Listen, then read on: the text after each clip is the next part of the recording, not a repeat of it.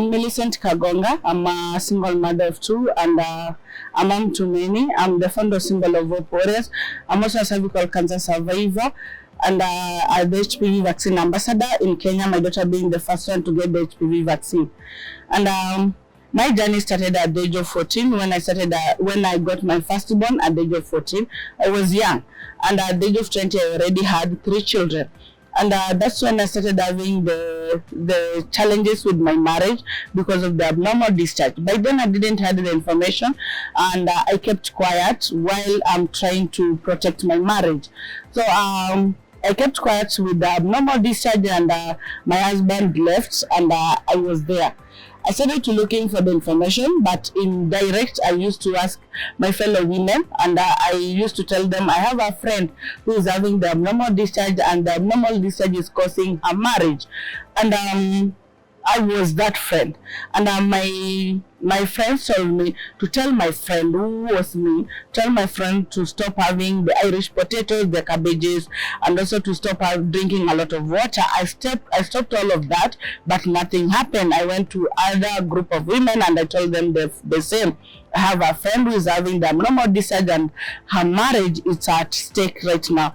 And my fellow other women told me to tell my friend who was me to go and seek for traditional medicine, and also to go and seek for the spiritual help. I did that, and again, nothing helped, nothing changed. I continued having the abnormal discharge to an extent that I was using the sanitary towels, and since where I used to live, getting the sanitary towels was a challenge.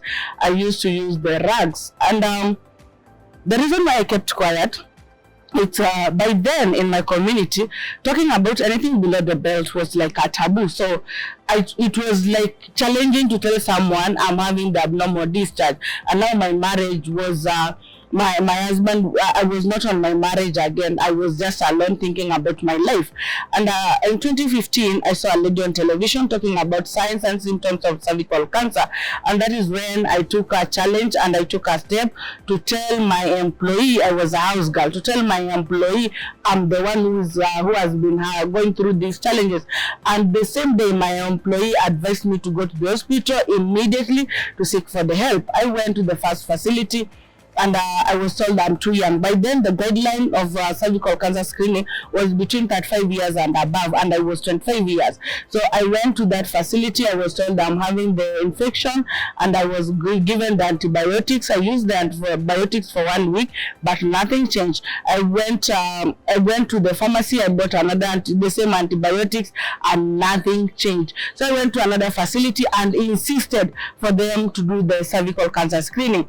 And that's when I was diagnosed with cervical cancer, and by then the emotion was very high because I was when I was told, I'm sorry Milicent, you're having cervical cancer advanced stage, I thought of killing myself because I never knew. Though I was going through the symptoms and I already saw someone on television, but I was not ready for the information that you are having cervical cancer. So when I was told I'm having it is positive, I thought of like dying and ending it all, because for me in my community by then we knew that sickness, these are chronic illness. It was meant for some category of people, not for us people who are struggling. Because by then, those people who are poor, when they got sick, when they go to the facility, they were told that when they get die. In my community, by then we thought it is like witchcraft. That's when we had in our mind that we can't have this chronic illness. And in 2015, when I got my diagnosis, I didn't go to the hospital immediately because I was to do more tests. When I went to the first facility, when I went to Kenyatta National Hospital for my biopsy, by then it was again. It was a lot of queue because of for you to get the treatment, you had to go a lot of process for you, and to stay at your village to stay on a waiting period of 1 year. When I went there, I was told to come with 13,000 and also to come the next year for my treatment. I told myself, no, this is more than painful because I've just come to another facility and I was told the cancer is advanced. Why am I going to wait for a period of of 1 year. That is when I took a decision to tell myself I'm not going to just die and leave my children. It was like a death sentence, and I went where my children was, and in my mind I was just planning to commit suicide and also to kill my children and commit suicide. I'm glad I didn't do it, because I'm right here talking to you. So when I was on that period of killing my children and also killing myself, I saw a lady who told me, "Milicent, what are you thinking?" And I told that lady, "I'm thinking of nothing, like we normally say we African." And she asked me, "How are you doing?" I told her, "I'm doing well." I wasn't well. And that lady told me, "I've heard of a gynecologist in Viga County who is Dr. Koba, and he is going to help you. Just go and see him, and he will go through your medication. He's a gynecologist." The next day I went there, and Dr. Koba did my biopsy, and after the results he referred me back to Kenyatta for my treatment. And I started my treatment in 2017. That's when I did my cancer treatment at Kenyatta National Hospital. The doctor told me to do radiotherapy, chemotherapy, 25 cycles of radiotherapy, 6 cycles of chemotherapy, and 3 cycles of brachytherapy. For those who have gone through cervical cancer, they do understand about brachytherapy. We normally say it is a little bit the painful treatment that we have done in this journey of cervical cancer. So I went to Kenyatta Hospital. I did my treatment in 2017, and the journey was difficult. Because of by then my insurance paid almost 70% of my treatment, and in 2017 alone I got 17 pints of blood because of heavy bleeding. And also after the chemo treatment, I was when I go back for my blood works, I used to get my blood is a little bit low. So I was admitted from several facilities for me to do the blood transfusion.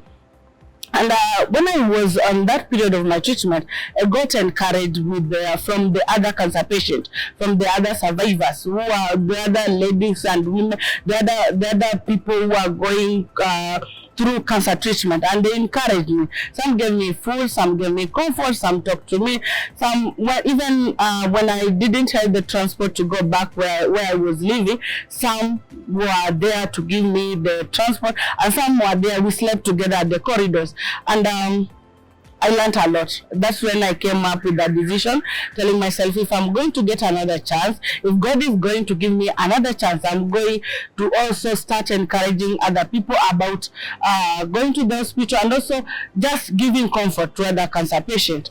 And that's when I learned some of the cancer patients are not dying because of cancer. Some of them, they are dying because they have lost hope. Some of them, it's because the infection. Because when we are sleeping at the corridors of Kenyatta National Hospital, we didn't have a safer space. We didn't have a proper maid. We didn't have someone to give us that warm hug to tell us, even if you are going through cancer and I'm not, you can do it.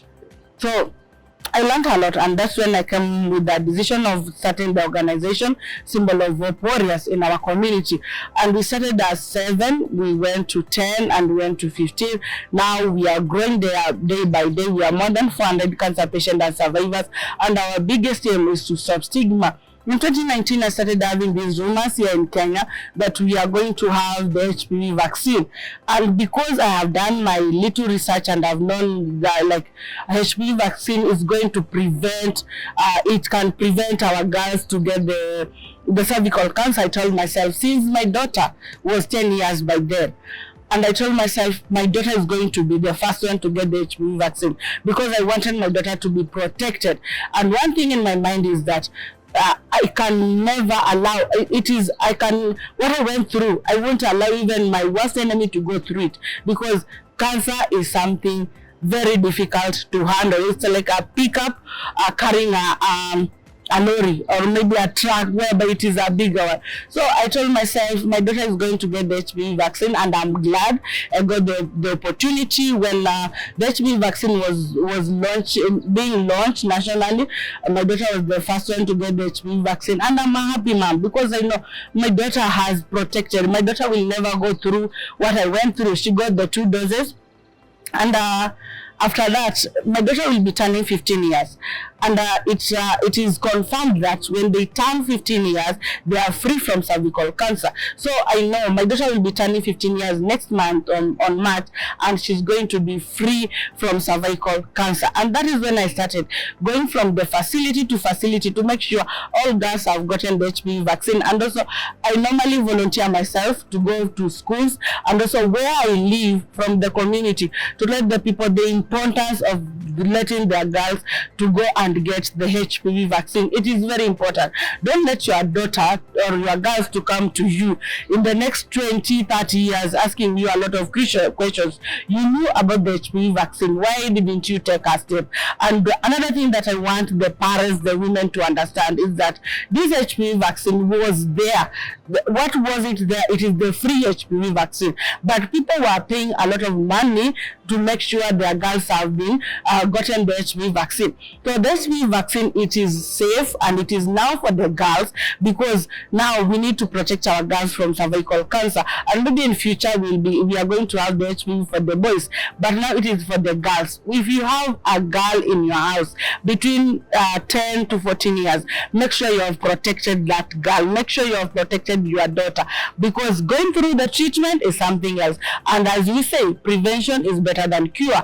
For me myself, I went through cancer and my daughter has been protected from cervical cancer. What about your girls? What about your daughters? Have you taken a step? And if you have any question, make sure you are asking the right people. It has come to my attention that most women that have been interacted them, for those women that were saying we can't allow our daughters to get the HPV vaccine, it is because they didn't have the right information. So make sure you're asking the right information from the right people. They will tell you the importance of the HPV vaccine, because people have vaccinated their daughters, have been prevented their daughters. And if you go for the wrong people, the people that doesn't have the right information, like I did, I went to ask the people that didn't have the information about what I was going through. So if you go to the same people, they will tell you the information that will make you lose mind, or maybe lose the right information about the HPV vaccine. So make sure you have protected your daughter from the HPV viruses by vaccinating them from cervical cancer. Conception that I've had, it is about if you vaccinate your girls, if you give your girls the HPV vaccine, it is their family planning. I think that is what I have had. It is like giving your girls the family planning. But I'm here to tell you that the HPV vaccine, it is not a family planning.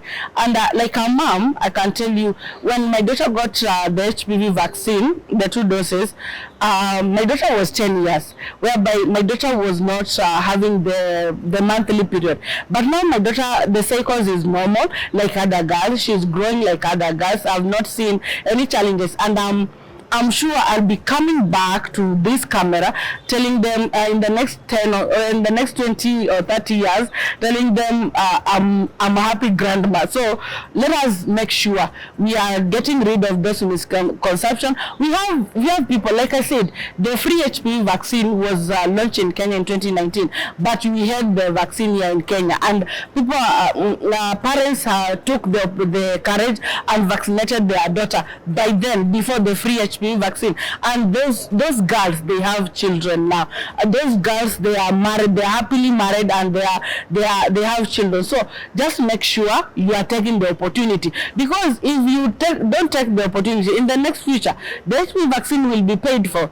Someone else is now paying for that HPV vaccine. That's why you are getting it free. But when that somebody will not be there to pay for the HPV vaccine, you will be paying it yourself.